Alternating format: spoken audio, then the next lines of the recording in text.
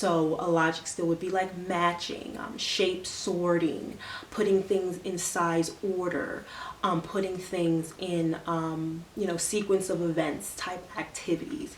Those were like logic activities. For language arts, it's phonics, it's handwriting, it's pre-writing practice. It's for my 3-year-old now, it's simple CVC words, and things like that. For math, for my 3-year-old, it's basic math. What's 1 plus 1? What's 1 plus 2? What's 1 plus 3? Showing them manipulative so that they can see how to get it done. Greater than, less than things. Counting by twos. We just started to get counting by twos, just counting to 100. Those are things that I think for preschool or child school are good. One-to-one correspondence, knowing that 1 literally equals 1 item, 2 literally equals 2 items, sorting things in cups so that they can know that this is what a 3 looks like, it's 3 items, this is what the number 4 looks like, so on and so forth. And color matching and shapes and all these things are really fun. And then you get into different ways that you can implement science into that by having a unit study. For example, last week we did, and this was one of our first big unit studies for Todd School, because usually we just do a letter of the week and we do activities related around that letter, read books around that letter sound. But last week we did a space and science, space and planets theme. It was P is for planets, and then we did a space theme. And it's really easy to create like a Todd School unit study by looking at what you have first and foremost. For example, grab a book that you already own, okay? You don't have to go crazy. Go to the library, grab a book that your kid likes, do a unit around it.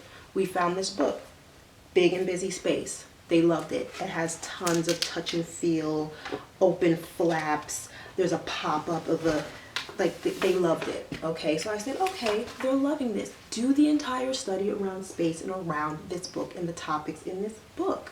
We had another book, I'm Going to Be the Best Astronaut Ever. I had my 6-year-old read this to them. They loved it.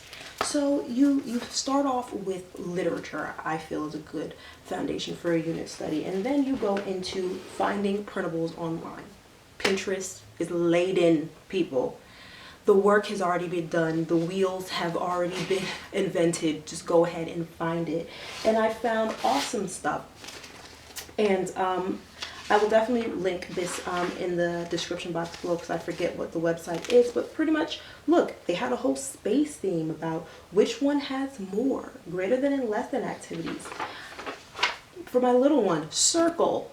One day we did circles. So trace the circles, color the circles.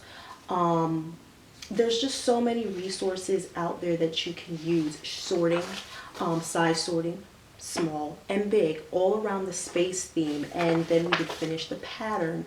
So we did a cut and paste activity. I helped them cut and paste these in order. Really simple things. Resources are online.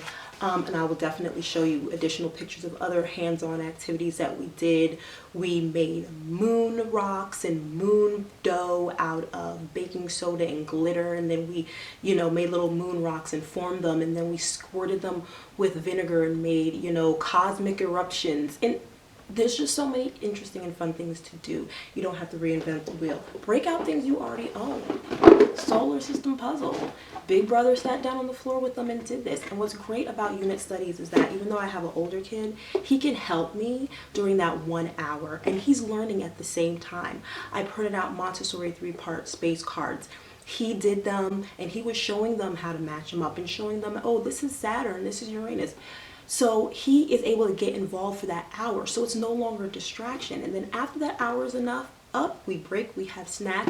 The little one, the tiniest one, the 2-year-old, he takes a nap. The 3-year-old actually will sit down and do some coloring or some other written work while I work with my kindergartner. So So that's pretty much in a nutshell talking about me and my experience with homeschooling and homeschooling with littles and a kid who is actually old enough to you know, do independent work or who is formally homeschooled. I just wanted to encourage you that if you're homeschooling, do it. If you're feeling discouraged, or if you have little ones, you feel like they're getting in the way, include them, do things with them, give them their time.